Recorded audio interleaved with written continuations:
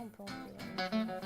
Et après, dans les champs. Jennifer est animatrice environnement. Ouais, on va par là. Elle va accompagner une classe d'une quinzaine d'élèves pour tenter de les sensibiliser à la nature et à l'environnement. Tout commence par une randonnée dans cette forêt située dans les Bouches-du-Rhône. Alors regarde là-bas, il y a une borne bleue. Tu la vois la borne bleue là-bas? Regarde le numéro qui est dessus et cherche-le sur la carte. Parcours d'orientation et décryptage de concepts comme la pollinisation. À l'intérieur de la fleur, il y a du nectar et il y a du pollen. Et le fait qu'elles prennent le pollen et qu'elles aillent de fleur en fleur, là, elles vont polliniser, c'est-à-dire qu'elles vont aider les plantes à se reproduire. Ces élèves viennent des quartiers nord de Marseille, des quartiers très urbanisés, denses et donc plutôt bruyants. Jennifer leur propose une expérience très simple pour leur permettre d'apprécier le changement d'environnement dans lequel ils se trouvent.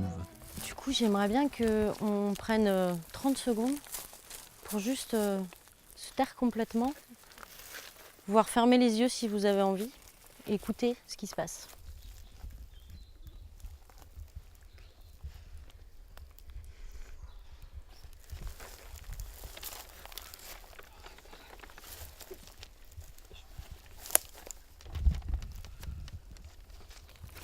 Alors, qu'est-ce que vous avez entendu?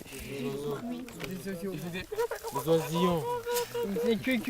Belle imitation, j'adore. Les oisillons. Des oiseaux, on a entendu. Des chants, des cris.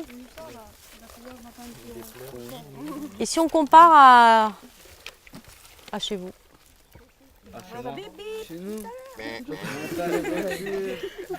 C'est central. On entend les voitures.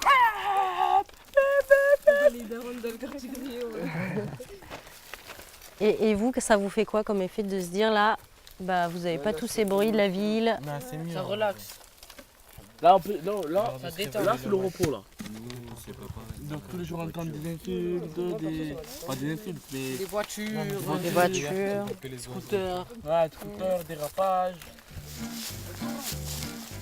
L'immersion dans la forêt va durer 2h30, le temps pour Jennifer de leur rapporter des connaissances et aussi de leur proposer des jeux. Concours de la plus haute tour en pierre et aussi chasse au trésor. Enzo, il a trouvé, bravo! Durant leur séjour de 2 jours dans cet écogîte dénommé Loubatas, ils vont suivre tout un ensemble d'activités en lien avec l'environnement. Atelier cuisine, Celle-là, elle s'appelle Butternut. atelier jardin, chantier et éco-construction. Vous allez construire un mini-mur isolé en paille de lavande. Tu prends un groupe avec toi? Appuie, appuie, appuie.